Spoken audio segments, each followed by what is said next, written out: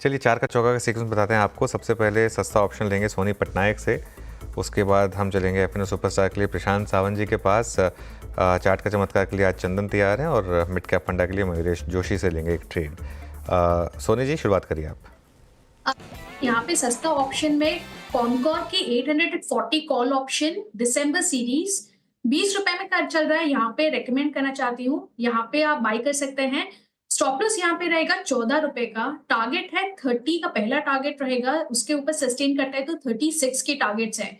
कॉन्कॉर में हमने देखा है कि लास्ट सीरीज तक काफी शॉर्ट्स बने थे, रोल ओवर्स मैच किए हैं अपने एवरेज के साथ। यहाँ पे शॉर्ट कवरिंग के चांसेस बहुत स्ट्रॉन्ग लग रहे हैं, और ये जो एक मूव दिया है 760 से 800 के ऊपर लास्ट सीरीज में क्लोज दिया है, एक ऑप्शन चेन ब्रेकआउट भी आया है, स्टॉक स्ट्रॉन्ग लग रहा है। 860 टू 880 दिसंबर सीरीज में टेस्ट हो सकते हैं, लग रहा है।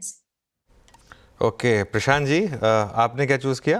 अनुज जी, मैं इप्का लैब्स के साथ जाना चाहूंगा। यहाँ पे मुझे लग रहा है ओपनिंग काफी अच्छी है और 1520 के ऊपर सस्टेन कर रहा है। 1500 के नीचे 1495, 98, 1495, 1498 स्टॉप लॉस रख के लॉन्ग जाना चाहिए।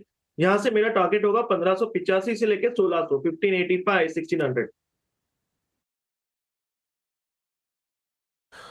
चलिए, तो ये है आपका इप्का लैब। चलिए अभी काम करते हैं, चार का चौका की शुरुआत करते हैं और पहला ट्रेड पिक करते हैं। यहाँ पे सोनी पटनायक जी के सौजन्य से आएगा। अच्छा, चार के चमत्कार माफ़ कीजिएगा, ये चार के चमत्कार का क्रम में तीसरा स्टॉक माफ़ कीजिएगा। चंदन तापड़िया से लेते हैं ये ट्रेड। चंदन, क्या पिक कर रहे हैं आप?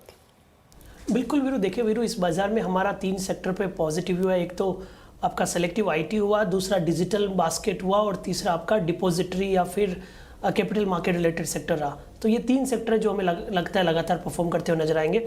और मैं यहाँ पे फोकस करना चाहूँगा सीडीएसएल पे। सीडीएसएल देखिए आज एफएनओ की एंट्री है और आई थिंक एक चेयरफुल मोड में इसकी एंट्री हो रही है। रिसेंट जो 45 काउंटर नए एफएनओ में आज से शामिल हो रहे हैं उनमें सीडीएसएल का नाम है, और ये one of the strongest counter रहा है अपार्ट फ्रॉम बीएसई।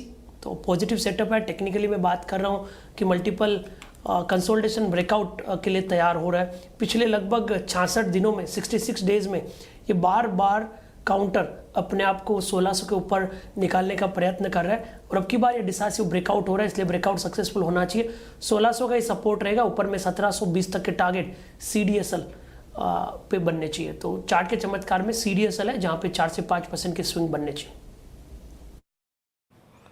ओके, अच्छा, मैं किस चीज़ में मशरूफ़ था? मैं एक चीज़ देख रहा था कि शुरुआती लगभग आधे घंटे में सबसे बड़े ओवाइज कहाँ ऐड हुए हैं, एनबीएफसीज़ में और एक फार्मा में।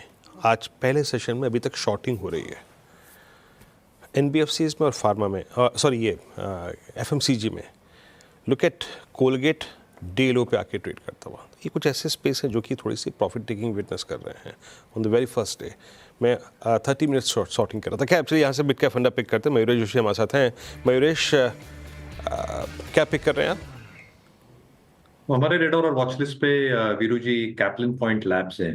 2-3 इंटरेस्टिंग चीजें हो रही हैं। एक, I think they're forayed back into the Chinese market with their Chinese partner, और इसलिए आई थिंक इन्होंने जो अपना बिजनेस कॉन्स्ट्रक्ट 7-8 ब्रॉड सेगमेंट्स में डिवर्सिफाई किया है।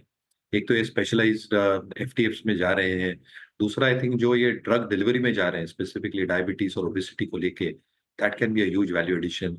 Biosimilars in a similar aspect as well, along with their partner and the South Asian market entry, ये बहुत बड़ी चीज हो सकती है in terms of both their products as well as revenue growth.